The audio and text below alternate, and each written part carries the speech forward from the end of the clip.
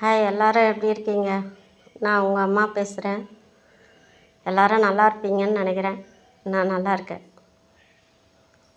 விஜய் தம்பி, உங்கள் கூட தான் பேசணுன்னு எனக்கு ஆசை.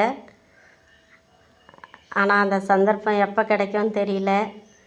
ரொம்ப ஆவலாகவும் ஆசையாகவும் பாசமாகவும் உங்கள் கூட பேசணுன்னு ஆசை. ஒரு 5 நிமிஷம் டைம் கிடைச்சா கூட பேசுவேன். எனக்கு அந்த சந்தர்ப்பம் எப்போ கிடைக்கும்னு தெரியல. நான் உன்னோட அம்மாவை நினச்சி பேசுகிறேன். நான் பேசுகிறது உனக்கு கேட்குதோ கேட்கலையோ எனக்கு தெரியாது.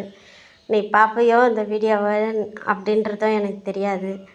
ஆனால் உன்னை என் பெத்த பிள்ளை மாதிரியே நான் நினச்சிக்கிட்டு இருக்கேன். நான் அன்னைக்கு சொன்னேன், விஜயே நாம் எல்லாரும் சேர்ந்து கை தூக்கி விடணும். நமக்காக அவர் வரேன்னு சொல்லியிருக்கிறாரு. நம்ம கஷ்ட காலத்துக்கு விடிவு காலமாக அவர் தான் முன் வரணும். அவர் தான் அரியாசனம் ஏறணும். நாம் எல்லாம் சேர்ந்து குரல் கொடுப்போம் அப்படின்ற வார்த்தைகளை நான் தான் சொல்லி மக்களுக்கு வேண்டுகோளாக வச்சேன்.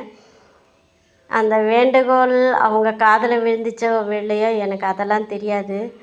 ஆனால் இன்றைக்கி உங்கள் பின்னாடி நாங்கள் எல்லாரும் இருக்கிறோம். எங்களுக்காக நீங்கள் வாங்க. நீங்கள் சந்தோஷமாக இருந்தால் நாங்களும் சந்தோஷமாக இருப்போம். கண்டிப்பாக உங்களை நான் ஒரு நாளைக்கு பார்க்கணும், உங்கள் கூட பேசணும், உங்கள் கூட கைகோர்த்து நிற்கணும்னு ஆசை. இந்த ஆசை அம்மாவோட ஆசை நிறைவேறுமான்னு தெரியாது. இருந்தாலும் நான் சொல்கிறேன், இந்த வீடியோவை பார்க்கும்போது நீங்கள் என்னை கூப்பிடுவீங்களா தெரியாது. ஆனால் கண்டிப்பாக நீங்கள் தான் அரியாசனம் ஏறுவீங்க, முதலமைச்சராக ஆவீங்க. நாங்கள் எல்லாரும் உங்கள் கூட குரல் கொடுப்போம். நீங்கள் எங்களை தாங்கி நிற்கணும். நாங்கள் உங்கள் கூட இருக்கணும். என் பாசமுள்ள பிள்ளையே, நான் உங்கள் அம்மா உனக்காக கடவுள்கிட்ட கூட பிரார்த்தனை பண்ணேன். கந்த சஷ்டி கவசம், காமாட்சி விருத்தகம். இன்றைக்கி கூட வெள்ளிக்கிழமை காலையில் எழுந்துச்சி 4 மணிக்கெலாம் குளிச்சுட்டு சாமி காமாட்சி முன்னாடி நின்று காமாட்சி விருத்தகம் சொல்லி வேண்டிக்கிட்டேன்.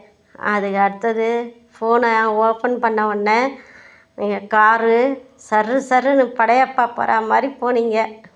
பார்த்தேன், எனக்கு ரொம்ப சந்தோஷமாக இருந்துச்சு.